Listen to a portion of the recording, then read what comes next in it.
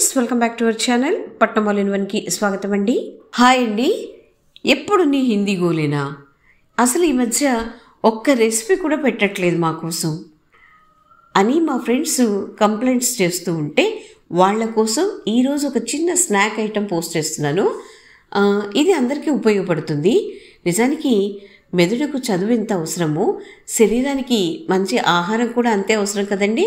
అందుకని ఇది మా ఫ్రెండ్స్కి కాదు, మీకు అందరికీ కూడా ఉపయోగపడుతుంది. ఒక్కసారి ఇలాంటి స్నాక్ ఐటెంని ఎక్కువ క్వాంటిటీలో చేసి పెట్టుకున్నాం అనుకోండి, 15 రోజుల దాకా మనకు సాయంత్రం పూట స్నాక్కి ఢోకానే ఉండదు. ఓకే, ఇంకా ఆలస్యం చేయకుండా రెసిపీ మొదలు పెట్టేద్దామా? సో ముందుగా నేను పొయ్యి మీద బాణలు పెట్టేసి ఇందులో 3 టేబుల్ స్పూన్స్ ఆయిల్ వేస్తున్నాను. సో ఈ ఆయిల్ కొంచెం వేడెక్కాక ఒక 3 టేబుల్ స్పూన్స్ పల్లీలు వేసేసుకోండి. ఇది కొంచెం వేగాక ఒక 3 టేబుల్ స్పూన్స్ పుట్నాల పప్పు వేసేసుకోండి. ఇవి కొంచెం వేగాక 1.5 టేబుల్ స్పూను మినపప్పు వేసుకోండి. అలాగే 1 టేబుల్ స్పూను జీలకర్ర, 1/2 టేబుల్ స్పూను ఆవాలు వేసేసుకోండి. ఈ గింజలన్నీ కూడా మన టేస్ట్ని బట్టి, అంటే మన చాయిస్ని బట్టి, మనం తీసుకున్నటువంటి అటుకులను బట్టి కొంచెం ఎక్కువ తక్కువ చేసేసుకోవచ్చు. ఓకే, తర్వాత కరివేపాకు వేసి కాసేపు వేయించండి.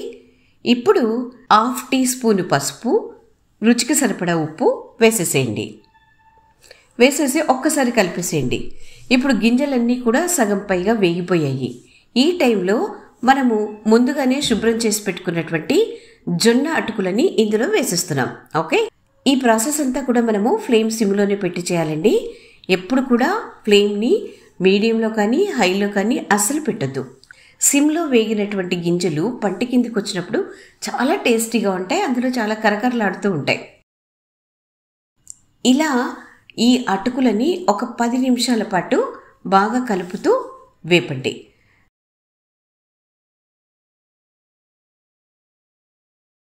కాసేపటికి ఈ అటుకులు క్రిస్పీగా తయారవుతాయి. ఓకే, చూసారా ఎలా ఉన్నాయో?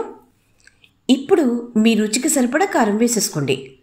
కారం ముందే వేయచ్చు కదా. అలా వేస్తే ఏమవుతుంది అనంటే ఈ అటుకులు వేగే లోపల కారం నల్లబడిపోతుంది. అందుకని వద్దు, ఇప్పుడు వేయండి.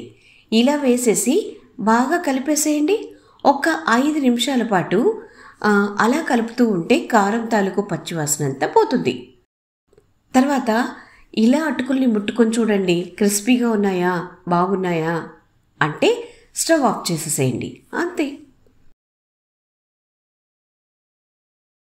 మసాలా జొన్న అటుకులు రెడీ. ఇవి బాగా చల్లారాక ఎయిర్ టైట్ కంటైనర్లో తీసి పెట్టేసుకుంటే 15 రోజుల దాకా ఫ్రెష్గానే ఉంటాయి.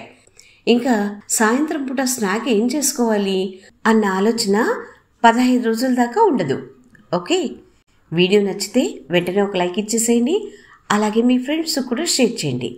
మరోసారి మరో కొత్త అంశంతో మీ ముందుంటుంది మీ పట్నం ఆల్ ఇన్ వన్.